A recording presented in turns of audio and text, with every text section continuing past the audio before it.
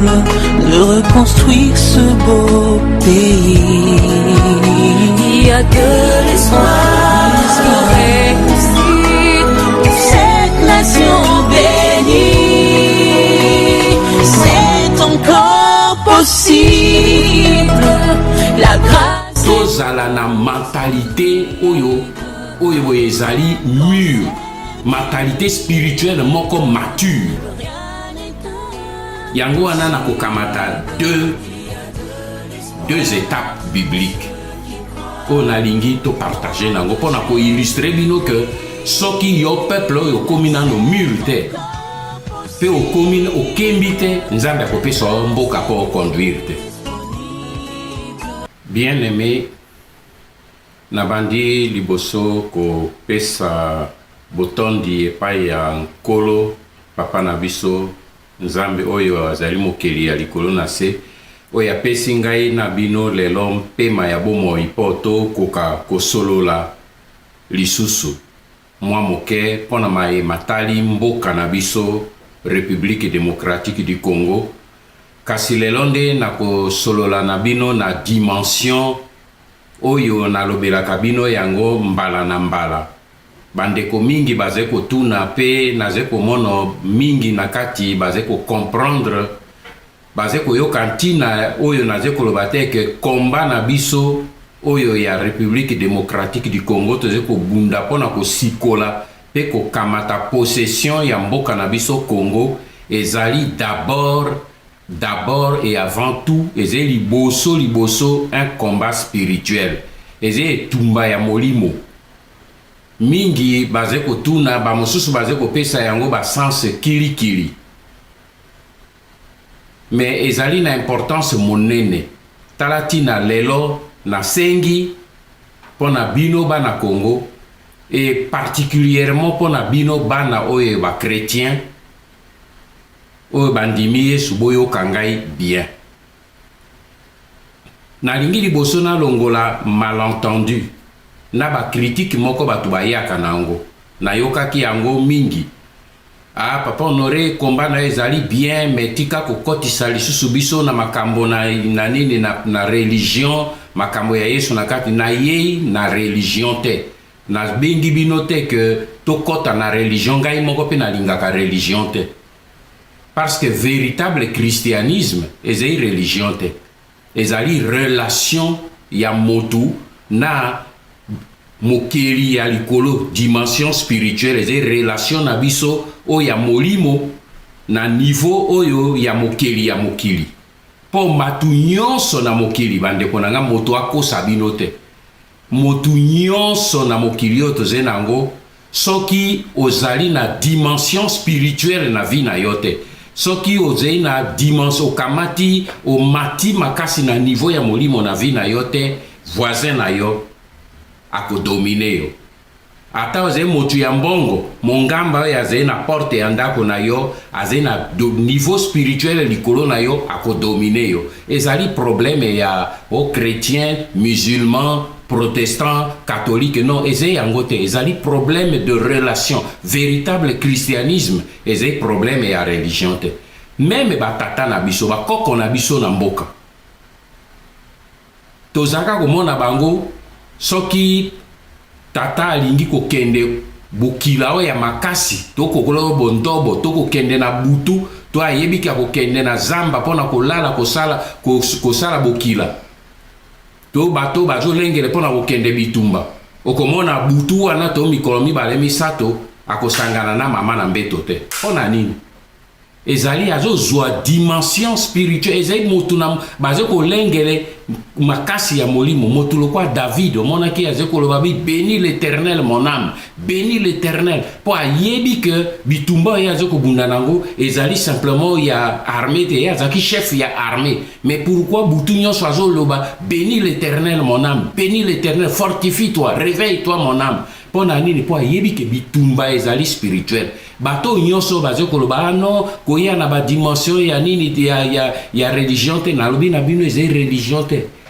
ba homme politique nyonso na mokili ba musicien nyonso na mokili basportif nyonso na mokili nani oyo boye alukaka dimension spirituelle te tangela ngai kombo na ye nyonso avant ça la sport azoluka d'abord ami fortifier spirituellement azosala musique azoluka a soutenir musique na ye spirituellement mais motu na moto akokende pa yo ye azokanisa ke ezali ya vrai bamosusu bazokende pa ya bamarabu bamosusu bazokende pa ya basorcier bamosusu bazokende pa ya bachef coutumier bao bazokanisa ke ekouta na nzela ya bokoko bamosusu bazokende na nini na franc-maçonnerie bamosusu bazokende na maikari bamosusu bazokende na soka gakai motu na motu bamosusu bazokende na bouddhisme bamosusu bakei na islam motu na motu aza koluka dimension spirituelle pe moto ya na ye awa mpona kokondane te ke bao mosusu bazali na erreur biso bakretien te non na ye simplement mpona koyebisa ke biso baoyo tondimi yesu ondima ye te luka na dimension na yo spirituel oyo ya osolo omata mwa moke parce que bato baokipe mboka na biso baze kolute sur la dimension spirituelle soki biso tokei oyo ngulungulu ke tozebe lokola bato boye tolingi kokamata dimension spirituelle te tokozwa mboka na biso te meme tosikoli mboka bakozonga babotoli biso mboka mpo spirituellement tozali forte message na ngai lelo nalingi kotalisa ke peuple oyo azali spirituellement mûr te akoki koposede mboka na ye te akoki mpe kogere mboka na ye te il faut tozala spirituellement mûr ezali dimension moko monene soki nazongeli na oyo ya biso bakretien tondimi ke dimension oyo eleki badimension nyonso mpo na biso ezali dimension ya éternel des armées ezali dimension ya Jésus-Christ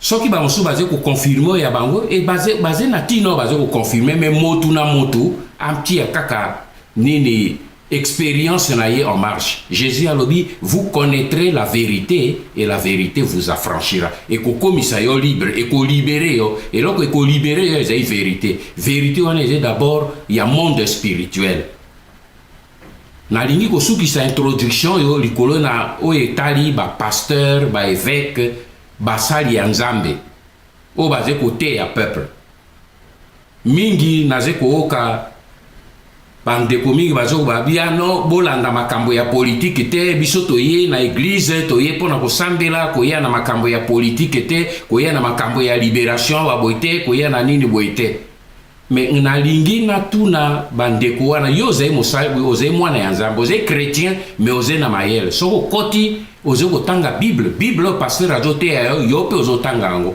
moto ya arevelaka biso vérité ya bible ezali paster te ezali sango te ezali na ete ezali saint esprit sambela nano saint esprit arevele yo makambo tokosola ngai na bino lelo na kati ya bible soki otali na ancien testament mobimba mais problème monene ya ancien testament bato bazoloba ke makambo ya politique et libération ya mboka bokipe yango te mais ancien testament mobimba mais bien aimé ezali lisolo ya nini mais ezali lisolo ya possession ya terre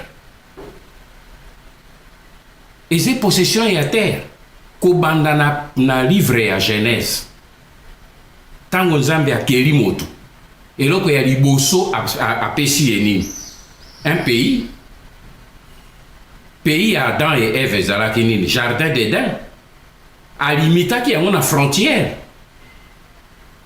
apesi yango atiaki bafrontière bafleuve ezalaki kolimite alobi na établir yo na jardin ofanda wana makambo ya malamu nyonso ezali na kati mais premier occupant oyo ayaki kobengana motu na pays na ye c'est Satan ntango aye kokosa moto akpe na babi bima yo tikeli ni de Satan botoli motu possession ya terre mais quand Dieu est revenu après pour aya koluka ke azongisa motu a réoccuper position na ye azalaki na yango avant chute ya Adam et Ève motu ya liboso nzambe akendeki komona ye po aluka kobanda kozongisa ye na position wana nani ezalaki Abraham. Mais ce que otangi na Genèse na chapitre 12 rencontre na Nzambe na Abraham. Tango ake akutani pour la première fois, Abraham azalaki païen, comme tout le monde. Azalaki ko adorer ba idole. Azalaki ko adorer ba Nzambe oyo ya dimension mosusu. Mais tango Nzambe oyo ya solo aye pote aya ko zongisa po Abraham akota na véritable dimension. Eloko ya liboso promettre nini. Quitte ton père, ta mère et tes frères et ton pays. Kende Namboka, va dans un pays que je vais te donner. Donc, il y a liboso Nzambe à promettre, c'est le pays, mes bien-aimés. C'est le pays. Oh, kolanda makambo ya mboka te biso ya to ya ko sambela, mais avant yo sambela Nzambe apesi yo un pays. Zala d'abord possesseur d'un pays.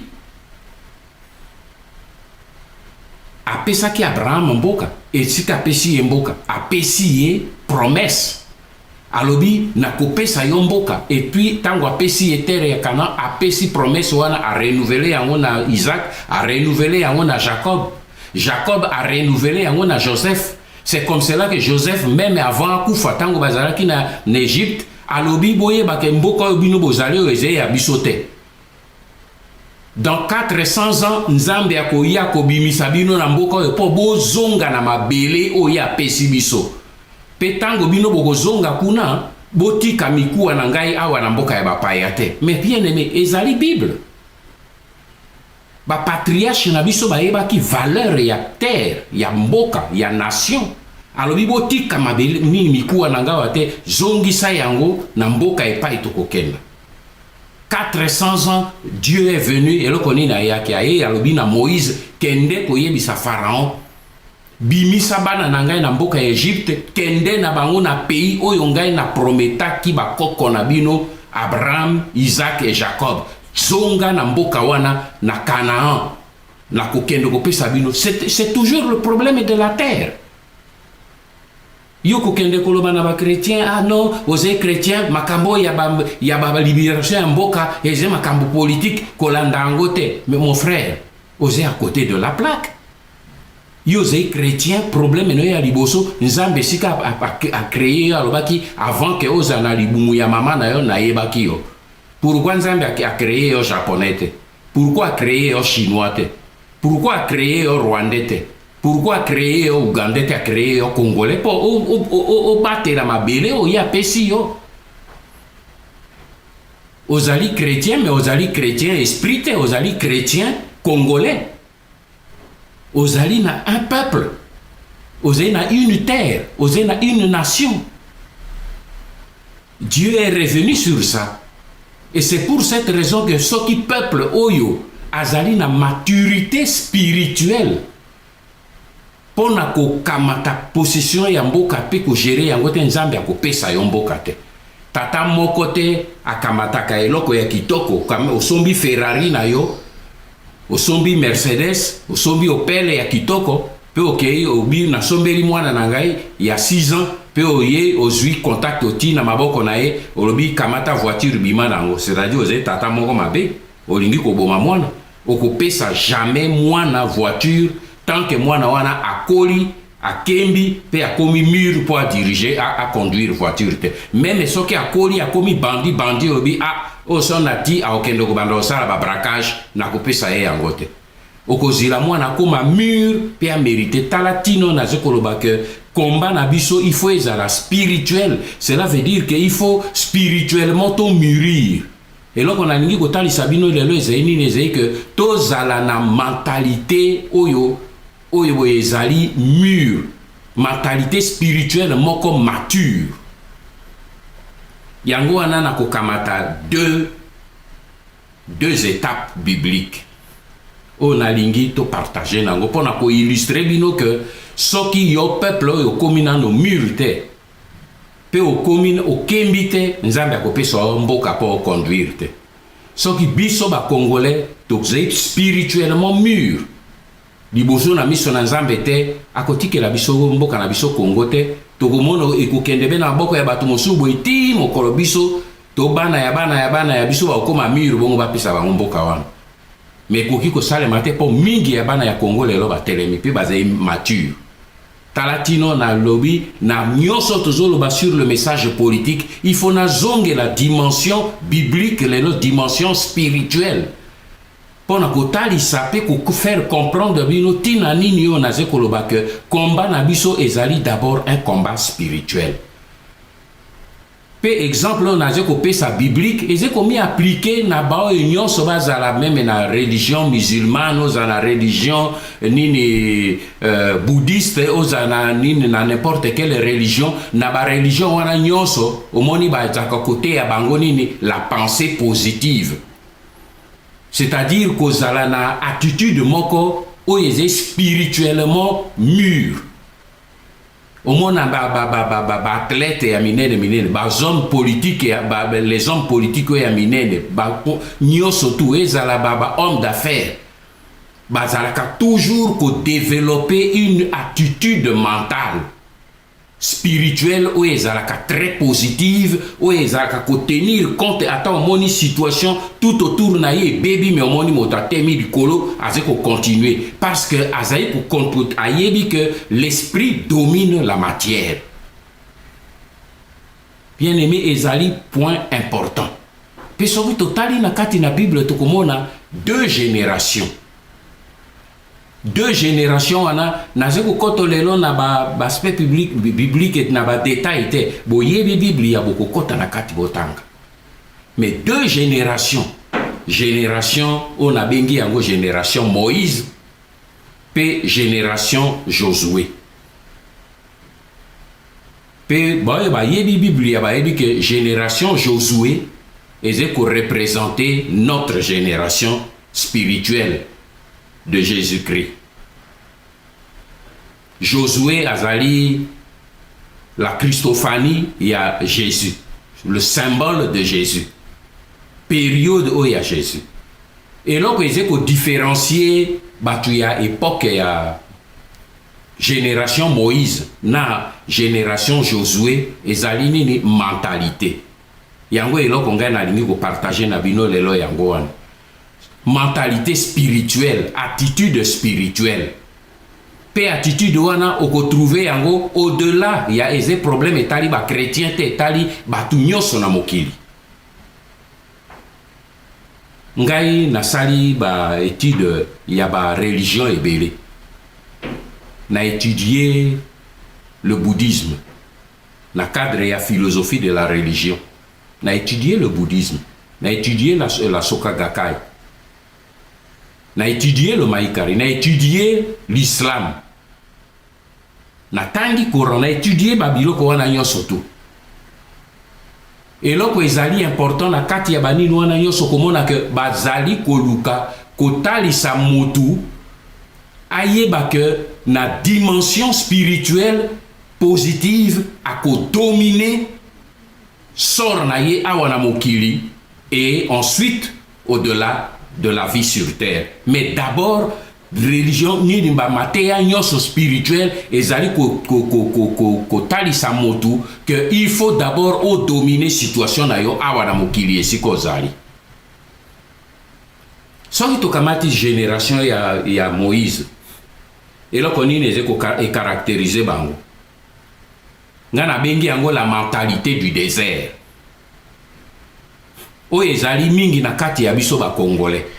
Mentalité ya désert, ingratitude, absence de mémoire, doute, peur, murmure, surtout murmure na critique, na complexe.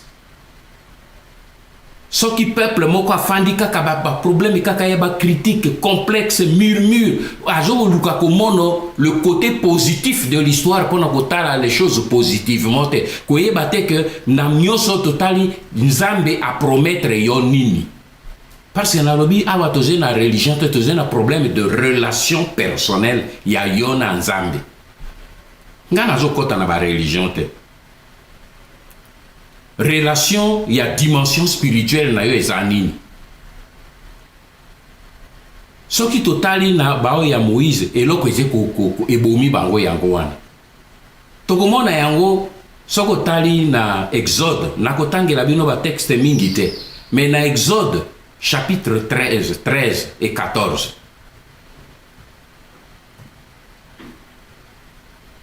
Tango Moïse abimisi bana ya Israël na Égypte po akende na bango na Canaan.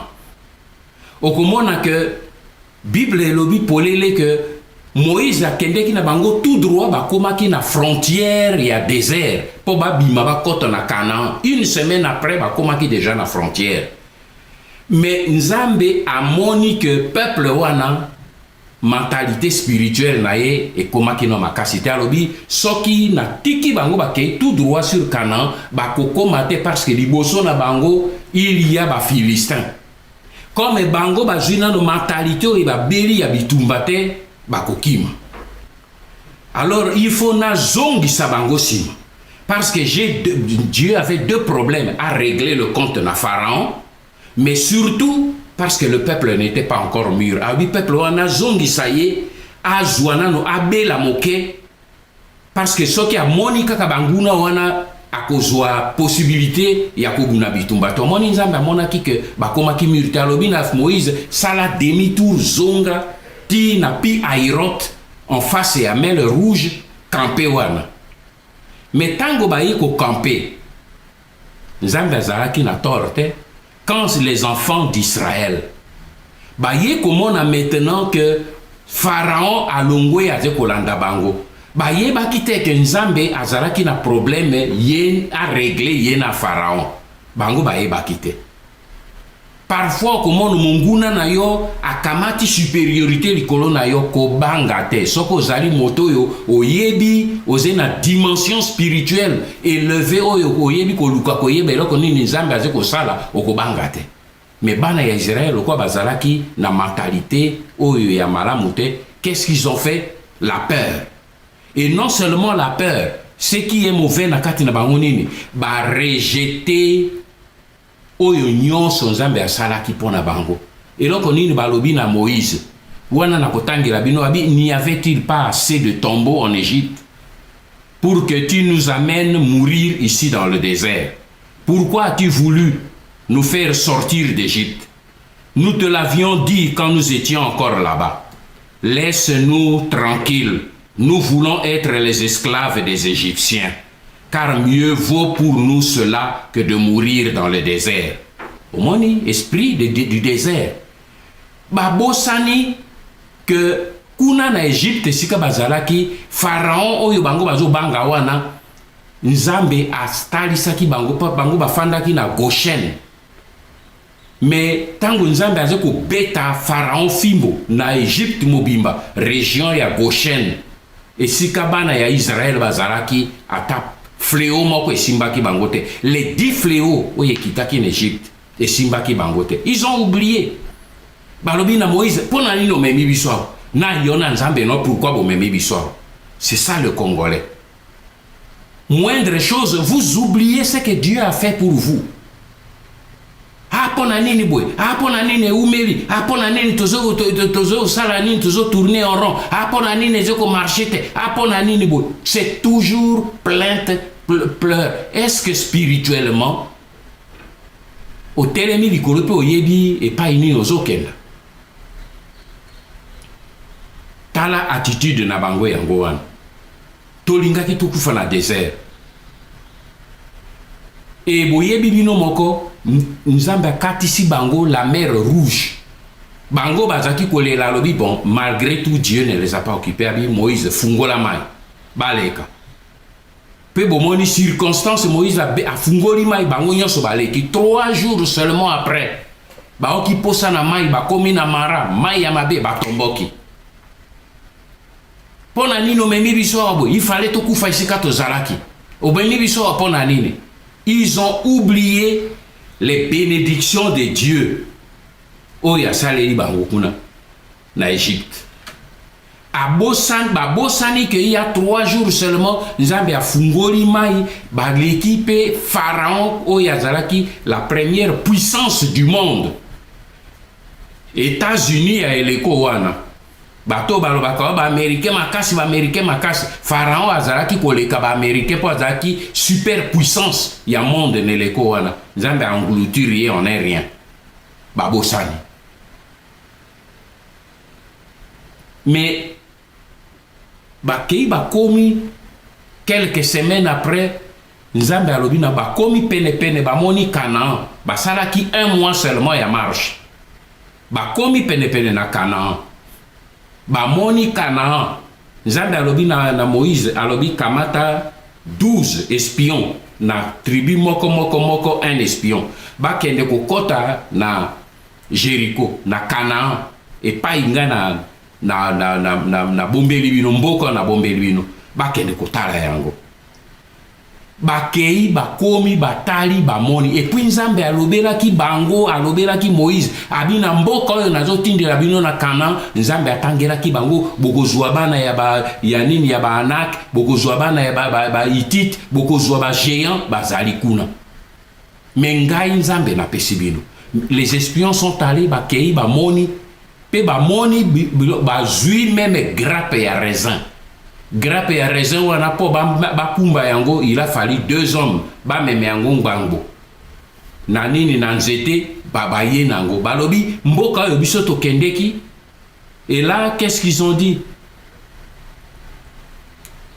Abi, nous sommes arrivés dans le pays où tu nous as envoyé bato wana 10 aucun rapport basaleri Moïse balobi tokei pe tokomi na mboka oyo tindaki biso. Oui, c'est vraiment un pays ruisselant de lait et de miel. Et en voici les fruits. Bon, bah, il y a qui n'a grappe de raisin. Mais, voilà ici, kabiso ba Congolais, tolinga kamingi wan.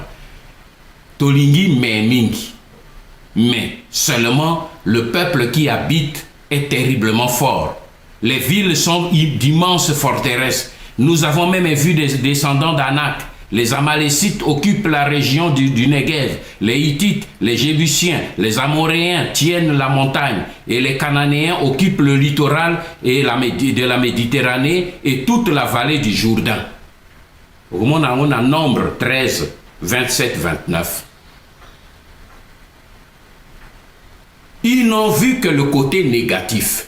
Problème mon nene zaliwana yo mon frère ma soeur au monaka vert soko zui vert ya mai lokola na zena ngobwe vert ya mai soko tali bo mona mosusu akoloba bia vert ezali à moitié vide mosusu akoloba non ezali à moitié plein le même verre hein? Mosusu akomona à moitié vide mosusu akomona à moitié plein.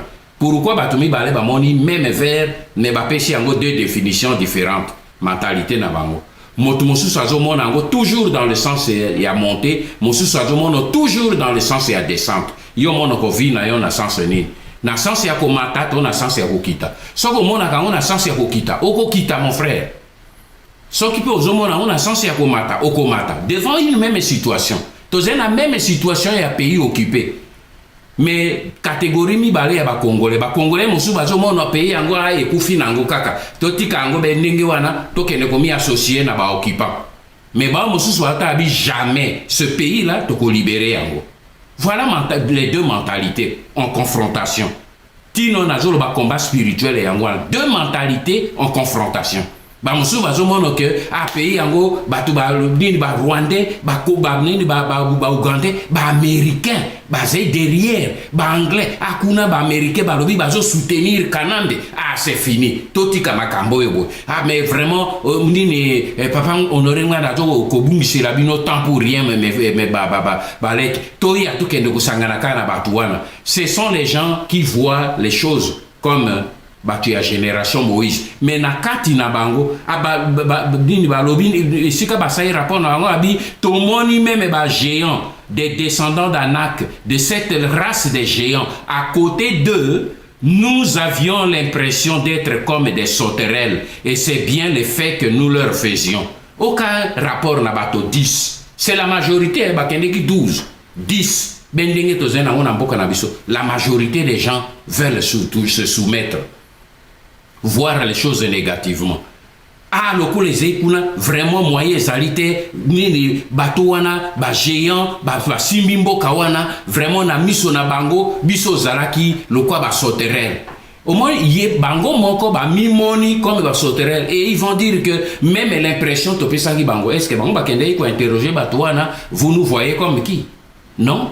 eze mentalité na bango abi baze mibali baze mbinga baze milai baze na mandoki makasi banguba na bango mabe penza ta ba flèche bango basimbi kuna donc baze ko mono epe na bango force moko bango moko bazo développer ba obstacle wana. Même chose na ba congolais ba américain bazali ba rwandais ba komi ebele ba américain bazo soutenir bango ba zimbabwein baze derrière ye papa onere na yo batunini biye kuna zena bango bako bazena ba allié ebele ainsi de suite on a yo allié nanga l'Éternel des armées. C'est mon allié, c'est vous mes frères, vous êtes mes alliés dans le Seigneur. Ba yo tozo mono ndenge moko. Voilà pourquoi on moni motuloko la Caleb batomi balé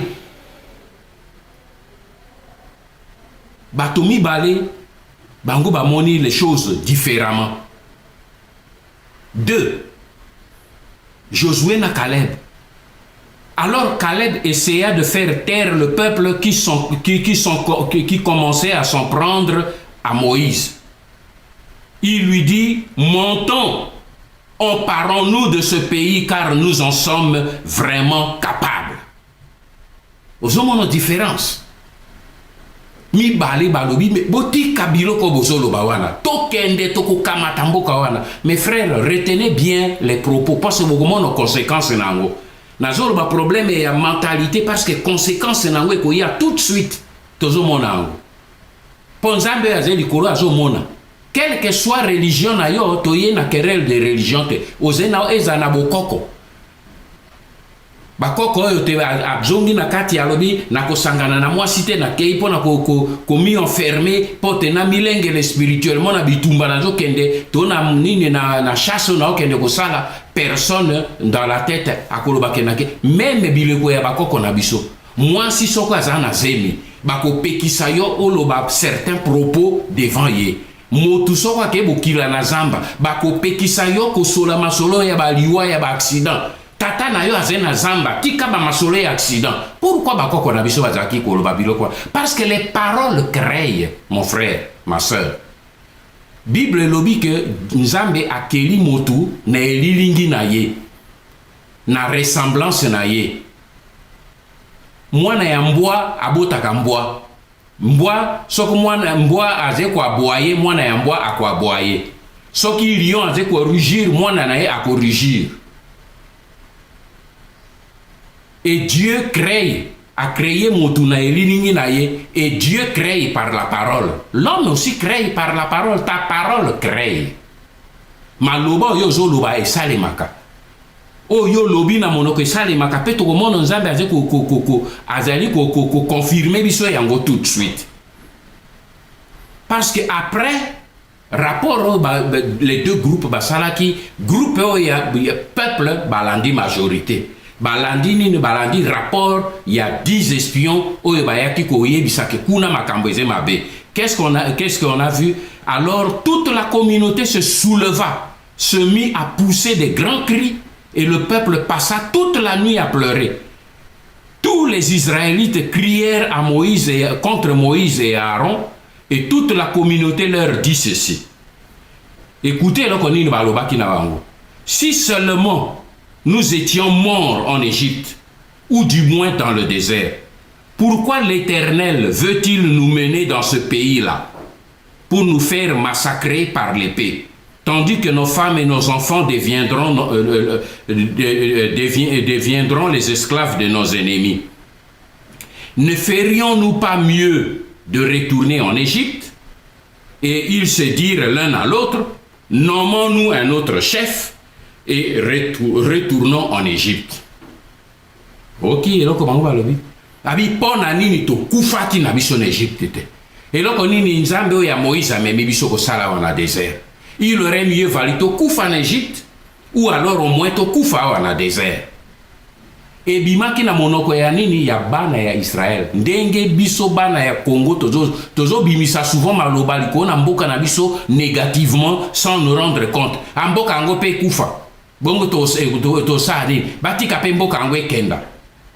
Beaucoup de ces mauvaises paroles sont sorties aussi de notre bouche. Alors la Bible dit Nzambe akotaki na colère moko makasi. Alobi na Moïse, alors je vais détruire tout ce peuple. Moïse aye komi interposé abi papa. Soki yo détruire peuple oyo. Soni yango ekozongela yo parce que ba peuple nyonso ya mokili mobimba. Ba yoki ke yo bomi Pharaon, la première puissance du monde, les États-Unis de cette époque. Yo bomi yango, obomi bango pour aux 8 peuples non pour kende ko kotisa bango na pays oyo lengeleli bango. Mais soki ba oki ke bango nyonso ba kufi na désert ba bia force éternelle sukaki na désert. Nzamba tala bi Moïse, là tu as raison, tu m'as eu. Mais alors, Dieu dit, je pardonne. Alors, maintenant, on a une réaction à Nzambe. Mais à pardonner, mais soukaki wanate.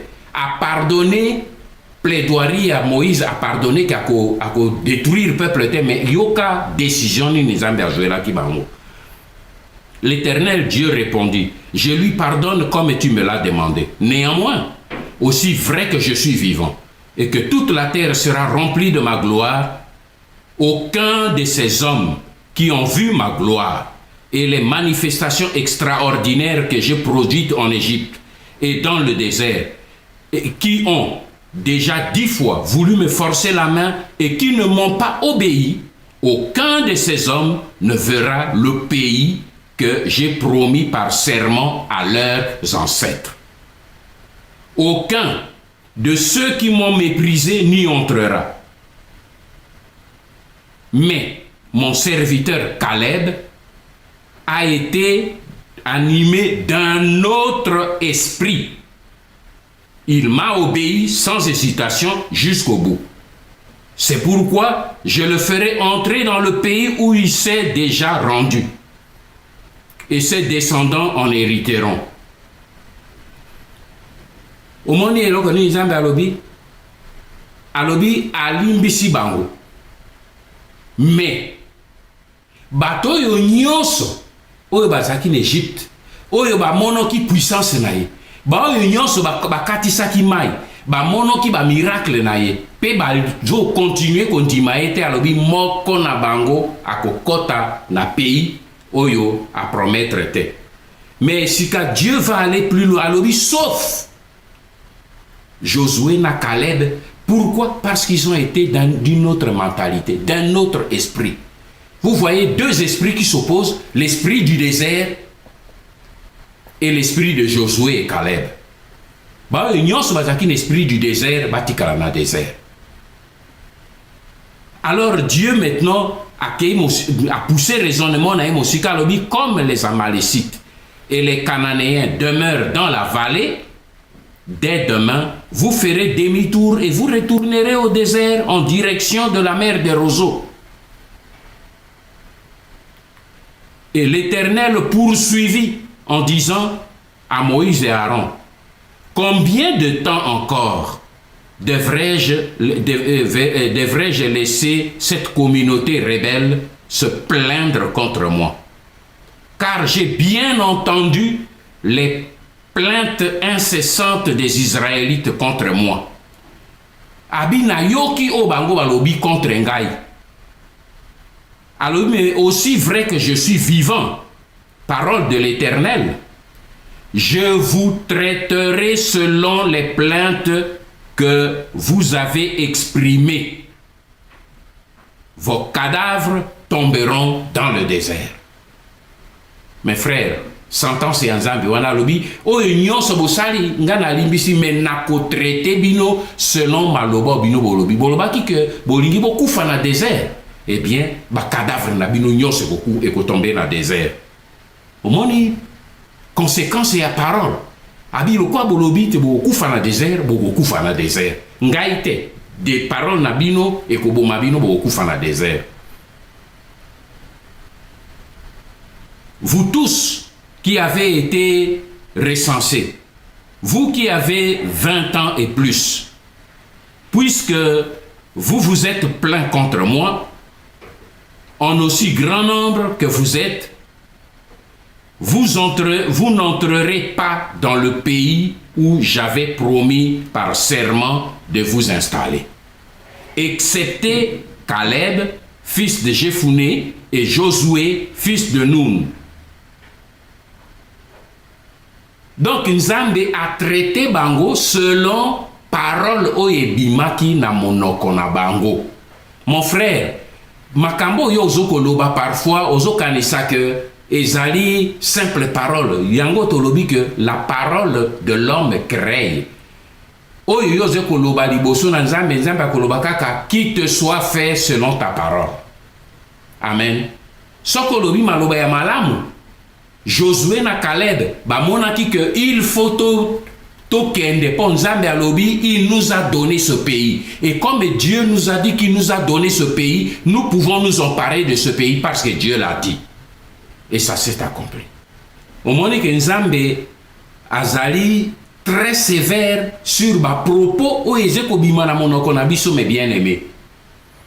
Maloba yozeko loba ezali très important. C'est pour ça que Jésus, quand il guérissait, il répondait toujours ta foi t'a sauvé.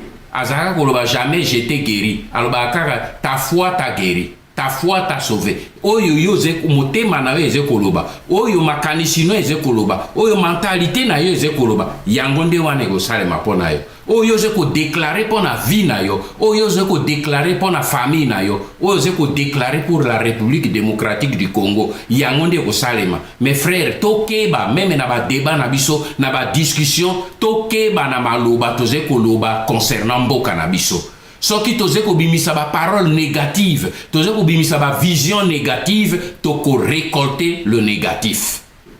Mais soki toze ko loba le positif, toko récolter le positif. Et Dieu a été très sévère. Qu'est-ce qu'il a dit? Asuki wanate alobi, quant à vous,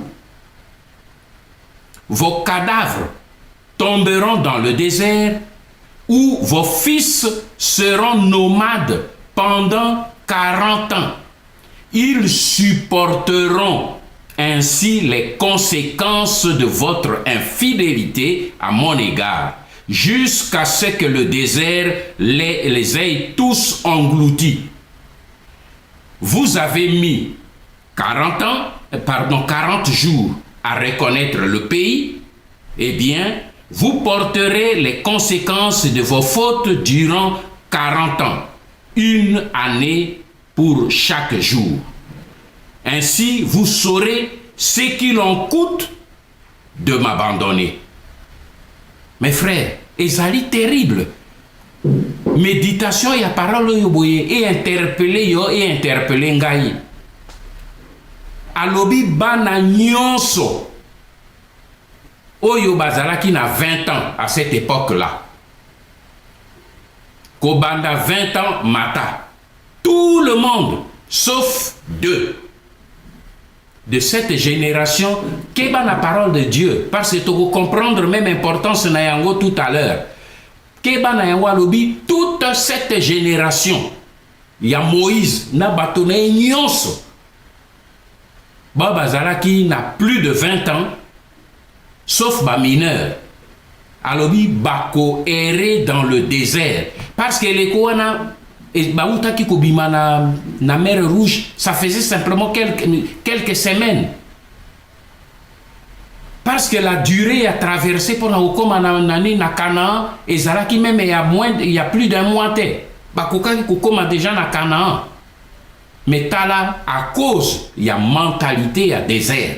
Pour bango balobi, biso to lito kufa na désert. Neni Pharaon, mon frère, ma soeur. Pharaon a c'est là qui kokufa. Mais voilà, nani moto alongi bango dans le désert, ce n'est pas Pharaon, c'est leur mentalité. Mobutu akufa. Ba Belge ba domina kamboka na biso ba kufa. Ba colonialiste ba domina mboka biso ba kufa. Toti kalakaka bikona bango te ba kufa. Mais loko nini ezeko sala ke tozo obima na kati ya boumbu te. Mentalité na biso. Ce peuple a quitté Israël, a quitté l'Égypte depuis longtemps. Nani Pharaon a koufi.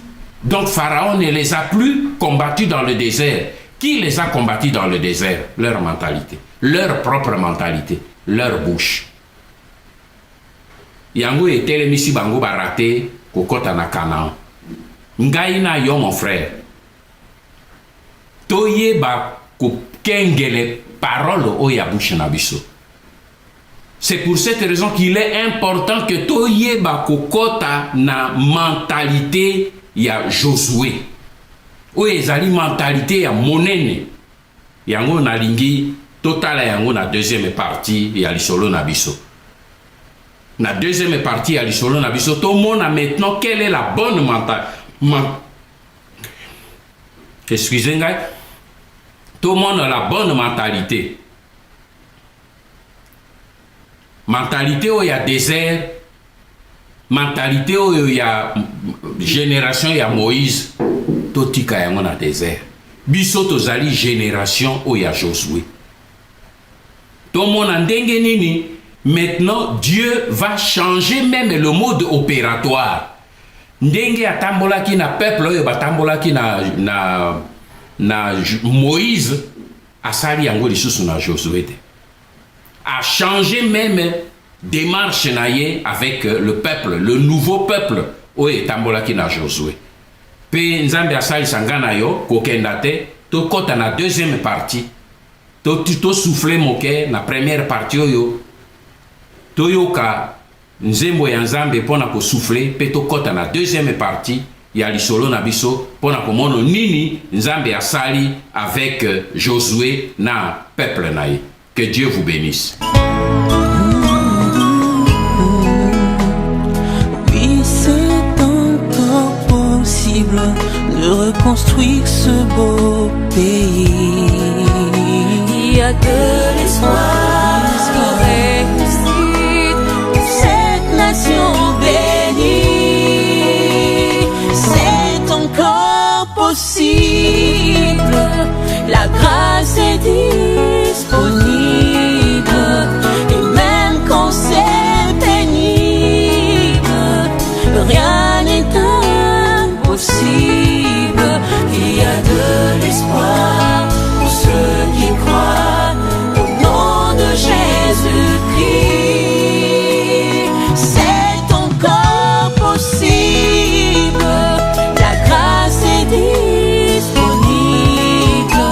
Et même quand c'est pénible, rien n'est impossible. Il y a de l'espoir pour ceux qui croient au nom de Jésus-Christ. Au nom de Jésus-Christ.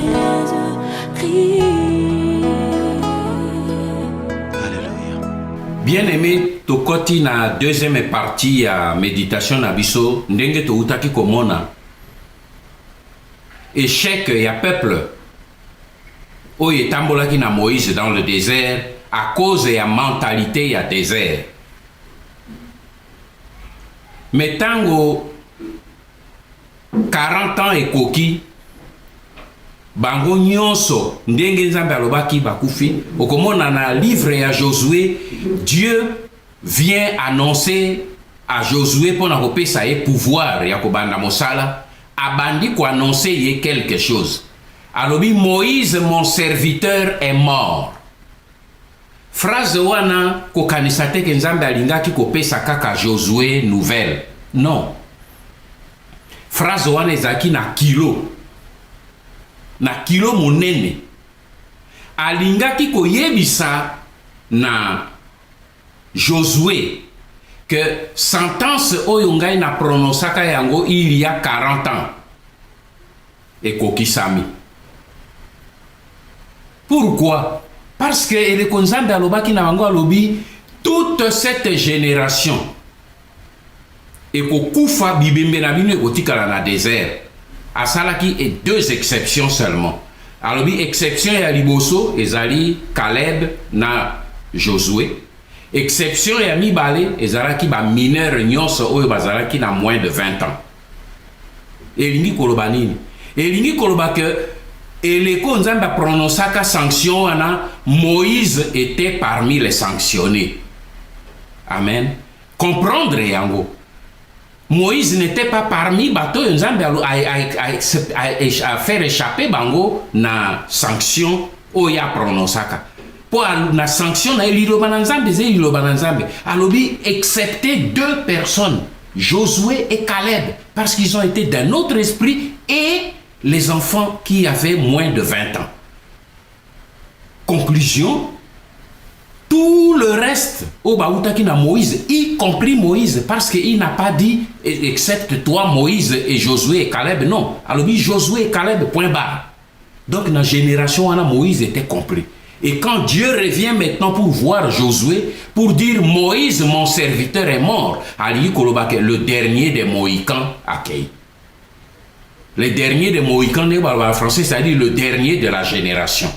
Le dernier de la génération de ceux que j'ai frappés de punition vient de partir. Maintenant, génération Oetikali et Kokigokota na Canaan. Amen. C'est ça ce que Dieu voulait révéler à Josué. Et il a dit, lève-toi, parce que Yomotu, Okokoti sa peuple Oyo, Nakati, ya Canaan. Mais, tout le monde a que Dieu a changé tout le mode opératoire. Dans le livre à Josué, dans chapitre 3, tout le monde a que Nzambe alobi na Josué, alobi, lorsque vous selon ma instruction, Josué a péci, alobi, l'arche de l'alliance de l'Éternel, votre Dieu, portée par les sacrificateurs et les Lévites, précéderont. Et vous, le peuple, vous partirez du lieu où vous êtes et vous vous mettrez en marche après l'arche de l'Éternel portée par les sacrificateurs. Mais, retenez bien, il y aura entre vous et elle une distance d'environ 2000 coudées, c'est-à-dire d'1 kilomètre. Ce que tu as dans le livre Bible et à ses mères, et si bien distance de 1 kilomètre. Lui second à Zoloba 2000 coudées. Donc, il y a l'obi, nini arche y a éternel, porté par des sacrificateurs, et kotambola liboso, mais entre Bino, entre l'arche et le peuple, il faut une distance de 1 kilomètre. Et Dieu insiste, alobi, n'en approchez pas.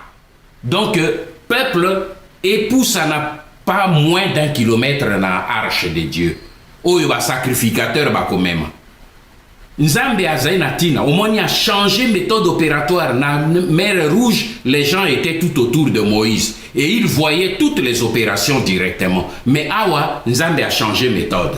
Pourquoi? Parce qu'il veut commencer à marcher avec un peuple nouveau, avec une nouvelle mentalité, avec une nouvelle technique. Mes frères, mes sœurs, l'anda en bien parce que c'est ça.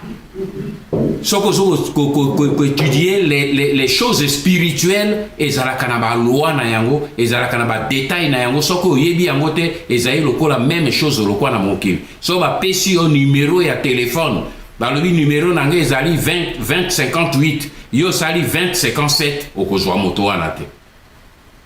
Na monde spirituel c'est la même chose, les détails sont importants. Alobi ba belemena arche de l'Éternel était distance 1 kilomètre. Pe ekotali sabino nzela. Pourquoi distance est à 1 kilomètre? Pour vous comprendre yango, ya liboso alobi ezali signe ya respect. Il y a référence vis-à-vis na Nzambe, mais il y avait une raison fondamentale. Tout à l'heure. Alors, deuxième élément.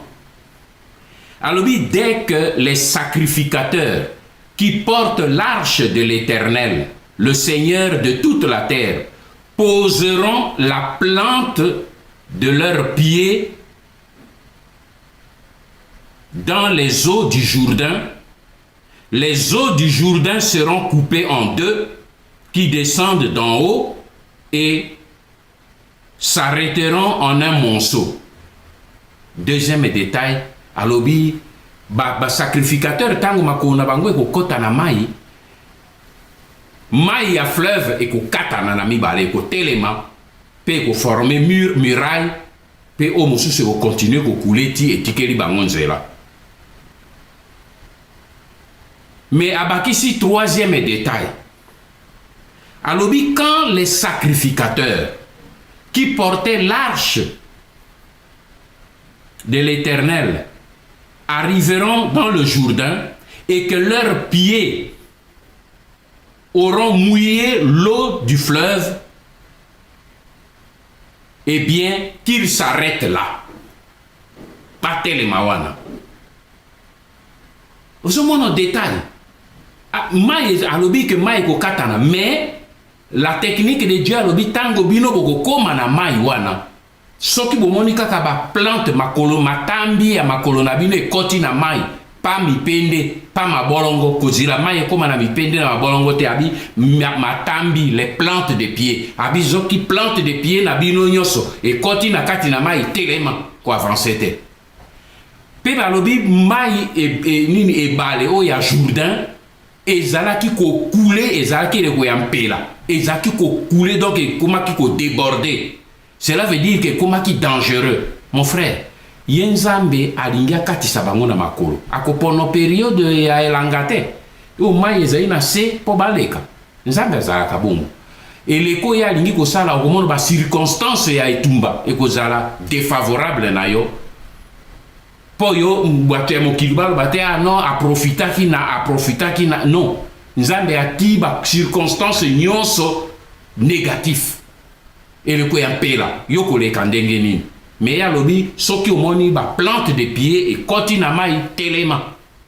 Mon frère, tout ça parfois yo zoluka opota me nzambe azoloba telema o mpona nini ezoumela apona nini bazozila apona nini ceci apprend motu na motu yeba nano kosola na nzambe no. Est-ce que na kati ya combat ya libération ya Congo osolaka na nzambe otuna ka nzambe Seigneur mission na ngai na kati ya libération ezali nini napota natambola nasala nini? Est-ce qu'on pose une question? C'est ça le combat spirituel. Tant on a que combat spirituel, c'est ça. Tout nana nzambe na yo motuna poto zali les membres d'un corps. Parfois yo ze loboko ozoluko o jouer rôle ya miso. Parfois ze monoko ozoluko jouer rôle ya litoi. Tout nzambe ngai nani na kati ya combat yo tozo mene oyo boy. Rôle na ngai nini? Pour révéler yo eloko nini o sengeli kosala. Tango akoloba na yo teleme tikana no moni ba musu meme to ba tambula yo telema. Même na armée ya mokili tango bazaka okende bato bazaka ko bunda bazé na terrain ba mono ko danger te. C'est l'état-major azé na ba système ya observation, ya ba information, ya ba renseignement yende azé ko lobi bino botelema. Bo avancer te au milieu ouvrez le feu. Pour elle gauche avancer. Même aux écomonotés avancer. Même aux écomonotés les épaules babi arrête-toi parce que bateau bateau dirigé ba moni parfois que embuscade des liboso. Tout n'ensemble, tout ça y est. Abi qu'il s'arrête là.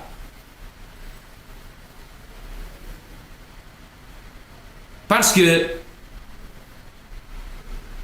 miracle oyo nzambe asalaka ezenatina. Parce que la Bible elobi tango bango bana ba sacrificateur ba pusani pe ba koti na kati ya mai. Tanga yango na livre ya Josué chapitre 3, 4 et 5. 3 et 4 surtout. Babi tango makolo matambi na bango e koti na kati ya mai, la Bible elobi na kotangela bino yango en ce temps-là l'Éternel dit à Josué, pardon, excusez-moi, quand les sacrificateurs qui portaient l'arche furent arrivés au Jourdain et que leurs pieds furent mouillés au bord de l'eau, les eaux qui descendaient d'en haut s'arrêtèrent et s'élevèrent en un monceau à une très grande distance près de la ville d'Adam, qui est à côté de Satran, et celle qui descendait de la mer. Au moment où s'est créé Nzambe, qu'est-ce qui s'est passé? Tango bana ya Israël, ba sacrificateur, ba koti, plante des pieds na bango et touché maï. bango esika ba toucher mai nzambe alobaki dès que plante de pied na bino e toucher mai ma ebale ko katana tango bango ba koti makolo na bango e poti mai effectivement ebale katani mais bango bazo tala bazo mono changement mon côté il ne voyait pas de changement. Pourquoi? Parce que cette fois Dieu n'a pas opéré comme il avait opéré avec Moïse akataki ebale liboso na bango te mai ebale nzambe ke ko katango likolo à 30 km na ville d'Adam ndenge balobi awa ezalaki à 30 km de sika bango bafandi ebale katanaki à 30 km. Or tant que katani kuna motu moko ayebi te ke katani bazomona ka mai ezotiola.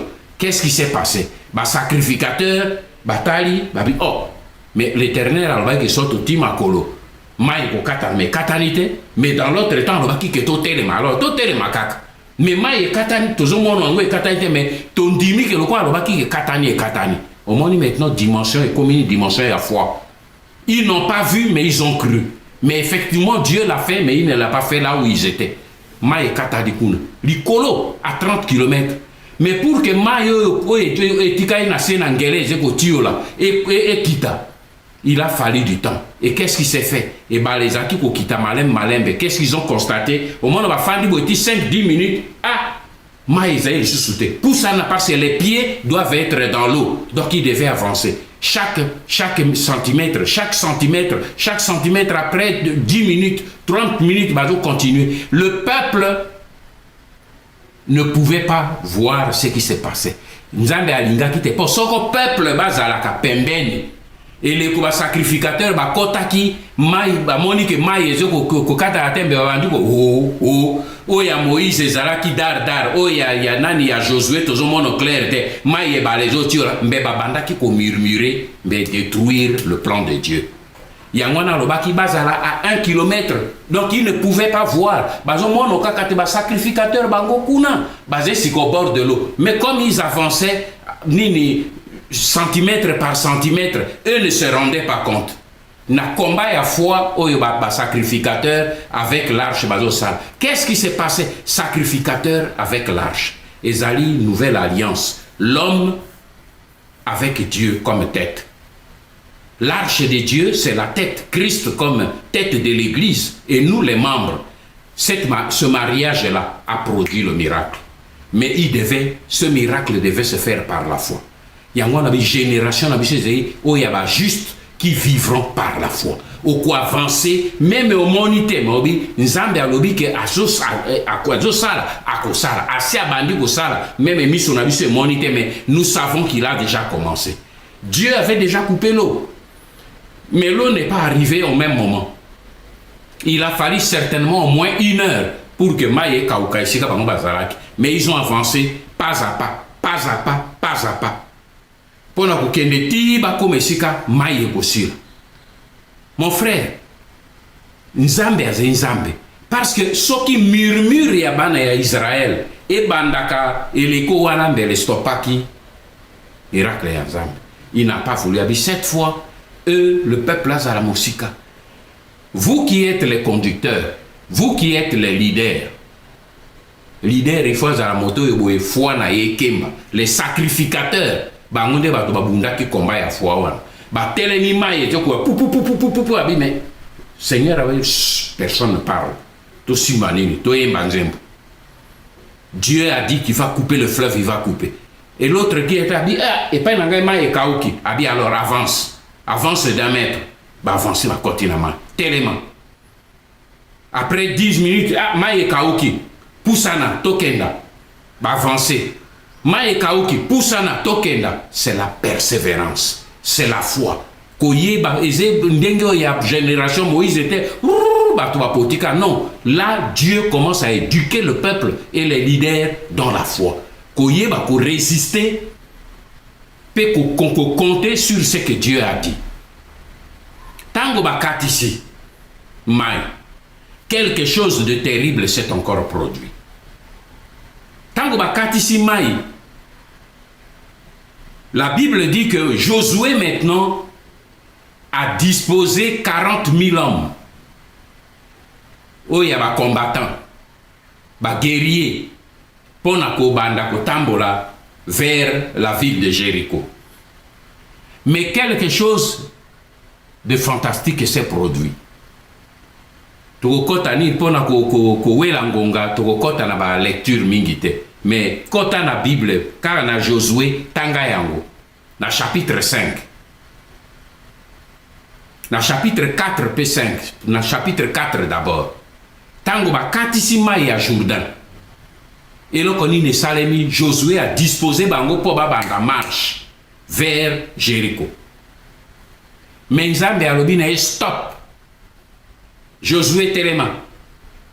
Ah puis Seigneur nini lisusu. Alobi al kamata Pierre ya silex libanga. Allez, banda ko circoncire bana mibali nyonso oya armée no ya 40 000 hommes na bana mibali nyonso oya Égypte. Ya nini ya Israël oyo zena bang. Bana mibali nyonso circoncision. Mon frère, nakanisi boyebi eloko nini circoncision.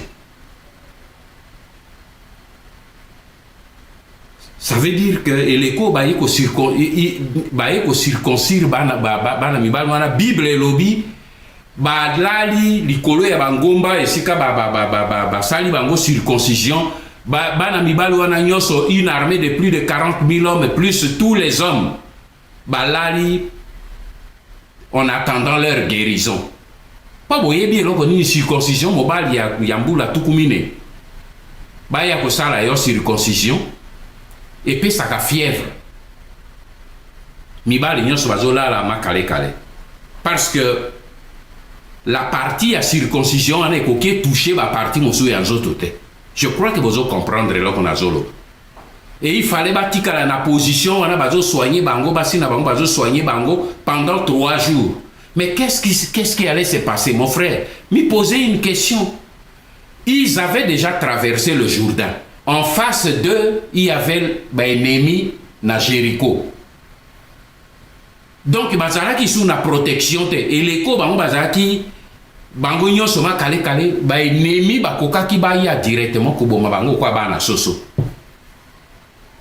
Josué aurait pu demander à Dieu, mais Seigneur, il a fallu que tout ça la circoncision de l'autre côté à fleuve Jourdain avant to katisa. Yoko yako tout na biso tout ça la circoncision ouais armée mobimbe comme paralysé devant l'ennemi mais ceux qui ba ye ko attaquer biso to sala nini. Non. Dieu savait que ngai motunazo protéger bino compter sur moi. Ko compter sur le kone balete balé ko protéger bino te. À partir de maintenant, apprenez à compter sur moi. Mais loko ya monene zalaki wana nini? C'est que Bible peut expliquer que pourquoi Nzambe asengaki basa la circoncision.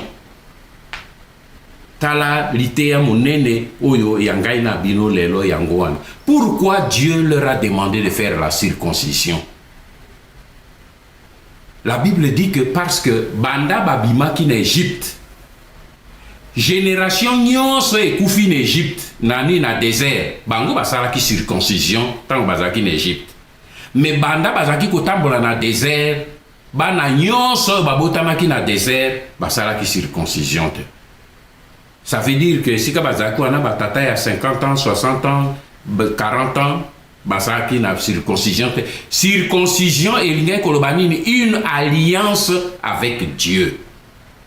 C'est que Dieu voulait dire, Bozali basoda, Bozali une armée, mais je ne peux pas utiliser batu oyo spirituellement. Bazali na alliance na ngaite. Mon frère, tokokito za na armée puissante, tokokito za na mandoki, tokokito za na jeunesse moko puissante, mais soki tozali na une alliance divine avec Dieu qui tient le contrôle de la situation te. Ata na makasi na biso to bengani bango, bako recoloniser biso, bako réoccuper pays parce que biso tozali spirituellement mature te. Tozali spirituellement na alliance avec Dieu te. Il faut tozala na une alliance, une maturité spirituelle, une relation mûre avec Dieu. C'est ça le problème. Dieu voulait que peuple avant il faut tout ça l'alliance ngana bango. Il fallait la circoncision. Parce que circoncision est qui symbole na alliance oyo asalaki na Abraham. Pe alobaki de génération en génération. Biso lelo circoncision na biso ezali la croix de Golgotha. Le sang qui a été versé dans la croix à Golgotha, c'est notre circoncision. Là, ce ne sont plus les hommes seulement. Hommes, femmes, vieillards, enfants, tous une circoncision nouvelle. Oyo Jésus a yeli biso, c'est la croix de Golgotha. Ce qui biso to telemi na dimension spirituelle mature avec Dieu au travers de son fils Jésus, na sacrifice, il y a croix et à Golgotha, c'est difficile pour yo chrétien. Je parle de toi chrétien, chrétienne. C'est difficile qu'au milieu, il y a monde et constellation, ou motu na motu, azena nzambe na ye, c'est difficile que yo olonga, parce que yo zen otiki nzambe na yo. Il faut ozala na alliance na nzambe oya yo. To juger ba mosusu te basé na liberté ya kozala na alliance na o, mais biso toze majoritaire oyo tolobi to sali mariage avec Jésus-Christ. To sala ndeko na ya zali à gauche, alobi ya sali alliance na nini na bokoko. Tika ya sala alliance na bokoko, mais alenda na côté ya bokoko parce que bakoko na biso bazala ki ba négativiste te.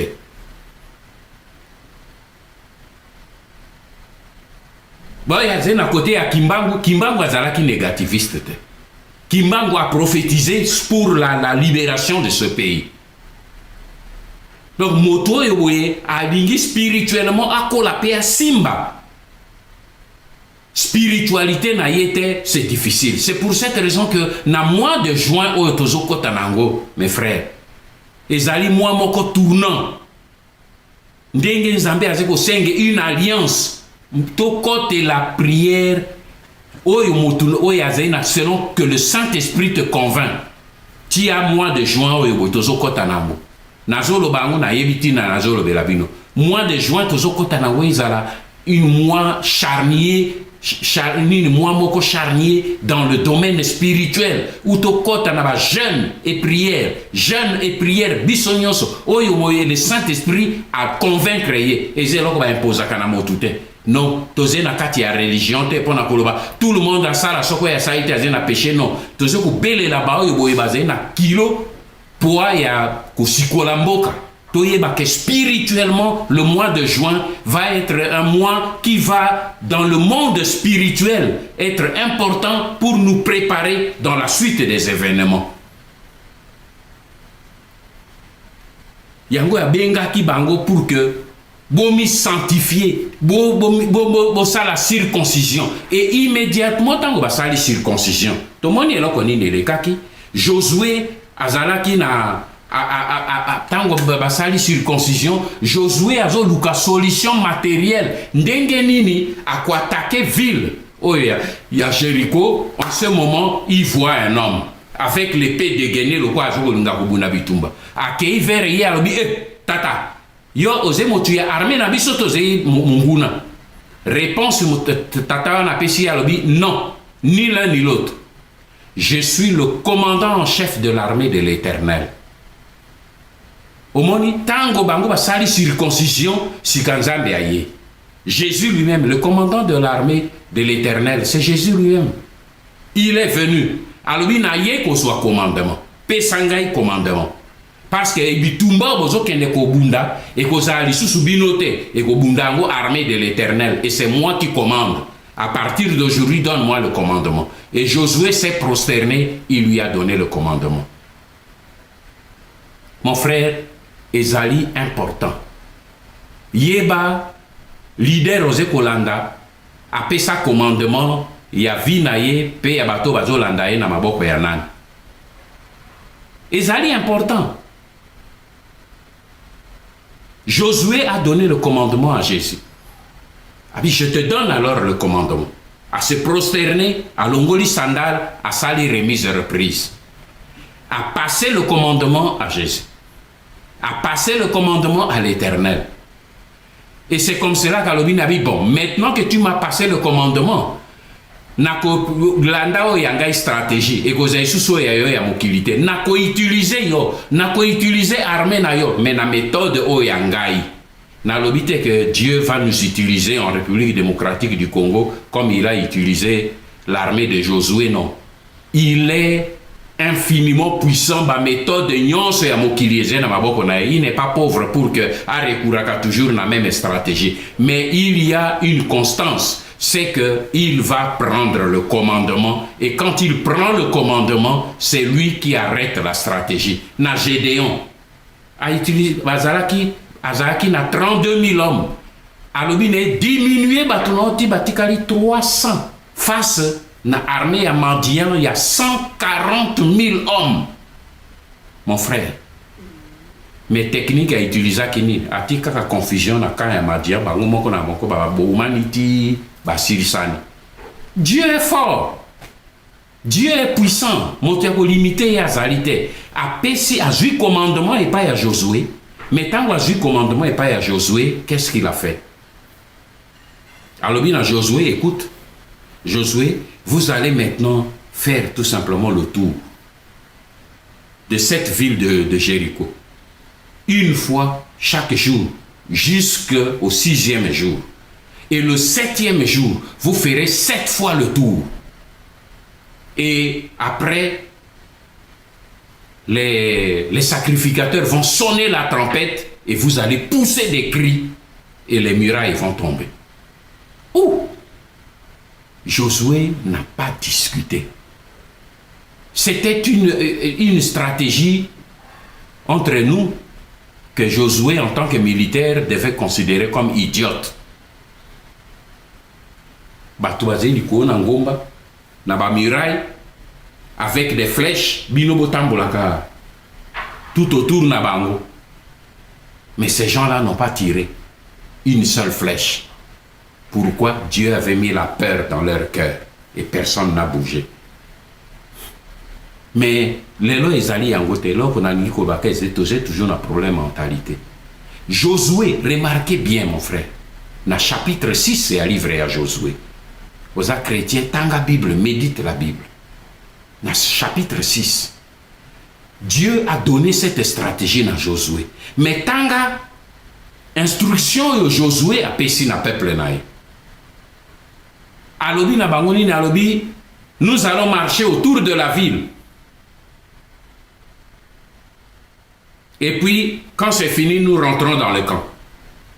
À Bombeli Bango, plan Mobimba. Pour ce qui Josué a yebisaki na Bango dès le départ, que Tokosa la boué pendant 6 jours, et le 7e jour, Tokosa a sous 7 fois, bah toi, ah, non, non, non, Josué, non, non, non. C'est d'abord un.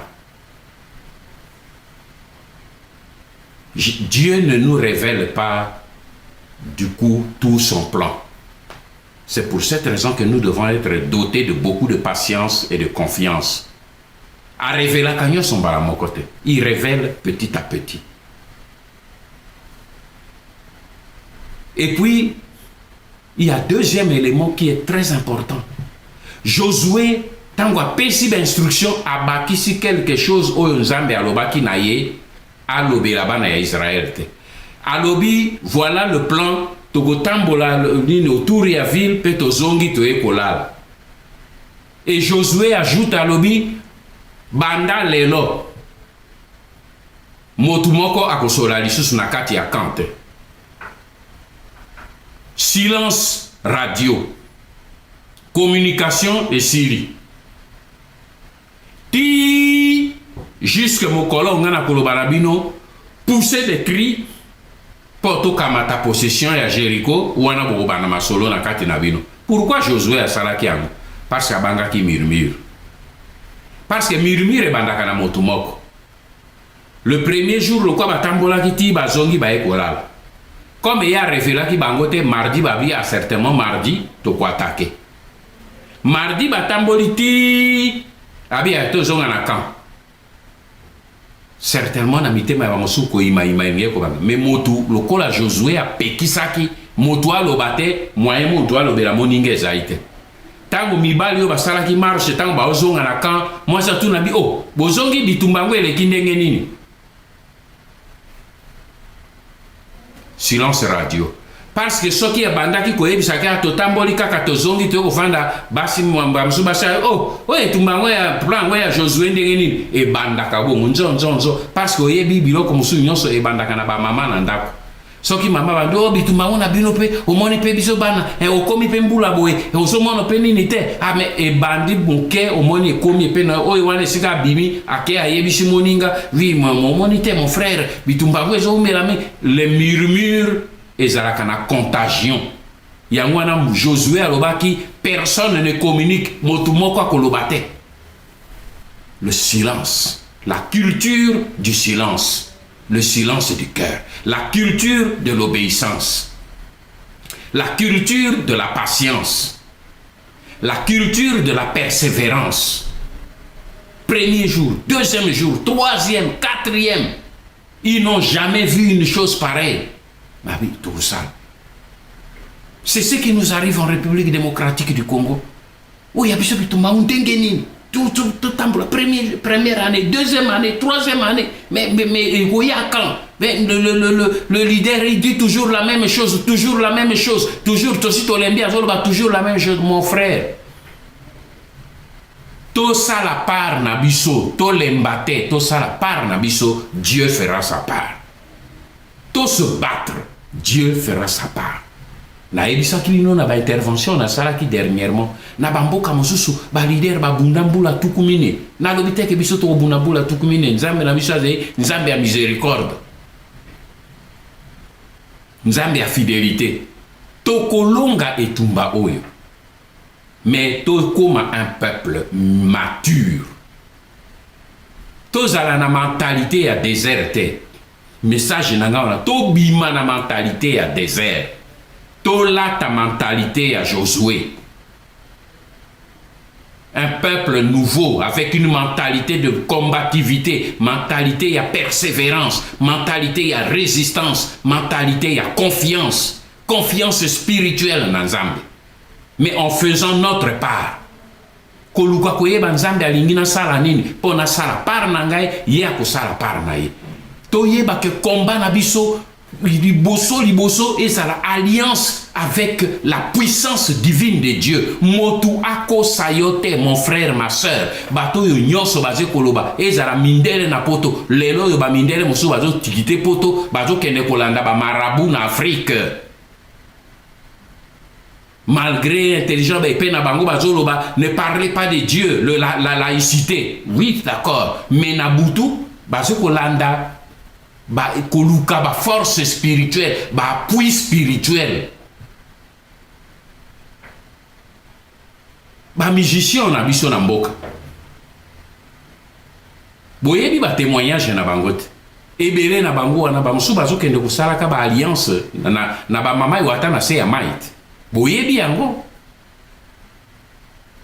mais ba okaka sonite soki lelonde balobi leader moko alobi na bino to landa nzambe oya biso bomoni babandi ko bebisela biso combat biso nyonso tondimaka Jésus te na lobi te que tout le monde andima Jésus. Pour que quelqu'un croie en Jésus, il faut que l'Esprit Saint le convainque. Ngana yebi yango nazo sola na bino comme mosali na nzambe. Na yebi que un homme ne peut pas convaincre un homme. Un homme ne peut pas convertir un homme. C'est le Saint-Esprit seul qui peut convertir. Mais yé aloba, invoque-moi, je te répondrai et je te révélerai des grandes choses que toi tu ne connais pas. Benga nzambe na yo tuna ye Seigneur tali sanga nzela otoze kotambola na yango ezali nzela ya yo ezali nzela ya nani pe na oyo nyonso toze kosala toyeba kotia ye liboso tala tina na sengi na bino baso te na mbela oyo nabwakelaka pour que toyeba ke combat na biso ezali liboso combat spirituel, c'est-à-dire estumba ya molimo ezali na tina oyo nauti kolimbola bino ezali problème ya religion te ezali problème ya relation ezali problème moko existentiel na lingala na benga yango problème ya bomoi oyo etali bomoi ya biso banso ya yo pe ya ngai ezali problème ya religion te. Eze problème ya bomoi na yo bomoi ya mboka na biso bomoi bwa bana na biso bakoya lobi peuple na biso azala un peuple oyo azali spirituellement mûr, mature, akembi na molimo, akembi na kati ya molimo tozala po soki ozali okembi na kati ya molimo te okomi nyama. Parce que différence entre biso na ba nyama ezali dimension spirituelle. Alors soki moto alobi na combat na yo dimension spirituelle ezala te, loba na ye nga nazali tabate, nazali soso te, nazali mbwa te, nazali lion te, na mokombo sote, nazali moto. Nazali ko lutter d'abord nazali na dimension spirituelle. Sinon tokotika na simple loi ya jungle. Lelo yo boye peuple oyo azali mûr spirituellement te, azali dominé par ba voisin na nyonso. Soko tolingi kozala un grand peuple, tozala d'abord un grand peuple spirituellement. C'est-à-dire dans la tête, dans notre esprit. Un nouveau esprit comme esprit à Josué et Caleb. To surveiller parole na biso, vision na biso, totala kaka internet alobi nini, radio alobi nini, journaux ekomi nini, non. Na tongo yo belela kanani. Belela nzambe oyo ozosambela. Belela ye. Kota na communion intime avec ye. Akolobela yo. Surtout nzambe ya biso, aze nzambe ya bikekote, aze nzambe ya kufate, asekwa, aze na bomoy. Soki to beleli ye, toko oka réponse na ye. Ozali leader na kati ya famille na yo. Yo papa ozali leader ya famille. Belela po na famille na yo. Belela po na mboka na yo. Eze problème ya papa honorete, eze ya biso banso. Belela po na famille, belela po na mboka. Totelema likolo. Talatina na sengi na baoyo balingi. Pe baoyo bandimi. Tokota na dimension spirituelle na sanza oyo ya motoba tose kokota nango. Ezalaki sanza oyo boye nzambe atiaki pona libération ya mboka na biso na étape monene ya boumbu oyo tozalaka na yango. Toze kokota na étape yango maintenant. Pe na mbula oyo toze kokota nango oyo. Ezali monene pona batu oyo bazali komona pe ko sambela pe ko bazali na élévation pe na croissance spirituelle bayebi. Même banguna banabiso pe bayebi. O nazolobela bino bayebi. Po bato baze ko nyonga biso bazali pe na dimension spirituelle. D'abord bayebi. Bayebi ke ba dominer biso d'abord spirituellement. Boze ko mituna te. Batata minene pe na biso ba diplôme bebo. Ba grade bebo. Mais toze ko baze ko fukama liboso ya bampaya oyo bazali même na niveau ya étude na bango te. Bomitu nagate. Et c'est un problème spirituel. Ezali spirituel. Télément. Wake up.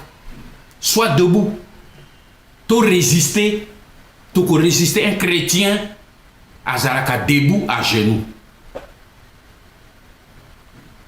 To kota na vision oyo que quel que soit ba géant oyo ba simbimbo kanabiso ndenge Josué na Caleb balobi, emparons-nous de ce pays parce que c'est le pays que Dieu nous a donné. To kamata mboka ya biso, to botolo ezonge pe na biso po eze mboka oyo nzambe apesa biso na bakoko na biso.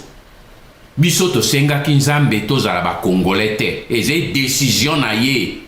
Donc eze loko ya ko senga ye te, eze loko te to ko belela to reprendre droit divin na biso ya ko konza mboka na biso ya ko récupérer mboka na biso. To kota na mabondeli, to kota na dimension spirituelle na sanze ya motoba otoze nango. Nzambe ya ze likolo akosala. Que Dieu vous bénisse tous. Au nom de Jésus.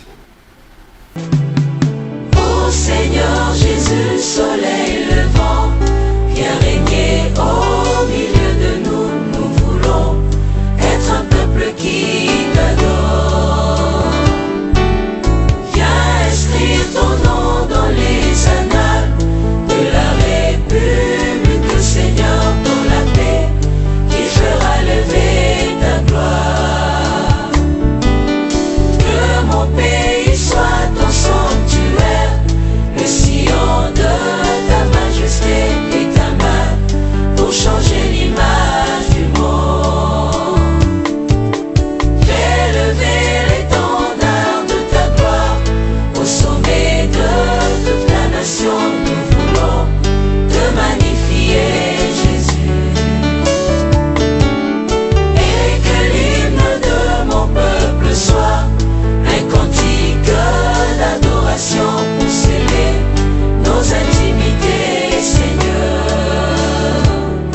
Au soleil, lumière de Dieu repose sur moi. Les rayons de ton éclat pour éclairer les ténèbres de ma vie. Oh, repends la gloire de Dieu sur mon âme. Je veux vivre le royaume de Dieu en moi. Oh, soleil, soleil levant, viens faire germer ce grain d'amour du profond de tout mon être, imprimer la vie de Dieu en moi, soleil. Oh, oh, pour que je vive le ciel sur la terre, je veux vivre comme un prince qui voit la gloire du roi, soleil. Oh, soleil levant, mon cœur attend de toi l'identité royale. Je voudrais briller comme toi, soleil. Que l'éclat de tes rayons m'embrase au contact de ta majesté. Je n'attends que te ressembler, soleil. Oh Jésus, lève-toi au ciel de mon pays, fais revivre nos espoirs, instaurer l'adoration au cœur de la nation. Oh, oh, pour que le monde entier reconnaisse que tu es Dieu, toi le vrai restaurateur de nos états. Ô Seigneur Jésus, soleil levant, viens régner au milieu de nous. Nous voulons être un peuple qui t'adore. Viens inscrire ton nom dans les annales de la République, Seigneur, dans la paix qui fera lever ta gloire. Que mon pays soit ton sanctuaire, le sillon de ta majesté et ta main pour changer l'image du monde. Fais lever l'étendard de ta gloire au sommet de toute la nation. Nous voulons te magnifier, Jésus. Et que l'hymne de mon peuple soit un cantique d'adoration pour sceller nos intimités, Seigneur. Alléluia. Viens régner, Seigneur, sur notre pays. Viens régner, oh Dieu. Viens régner, Seigneur, au cœur de cette nation. Alléluia.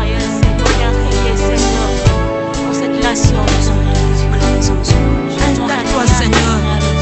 Place ton trône, Seigneur, dans ce pays. Alléluia. Soleil levant, lève-toi au sommet de cette nation. Que la lumière, Seigneur, brille, oh Dieu.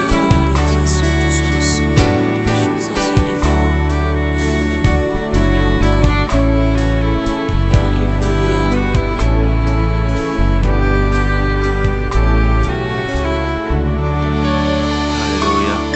Nous serons ainsi un peuple qui t'aime et une nation qui te célèbre. Et l'écho de notre louange ira jusqu'aux extrémités de la terre pour proclamer que seul Jésus reste.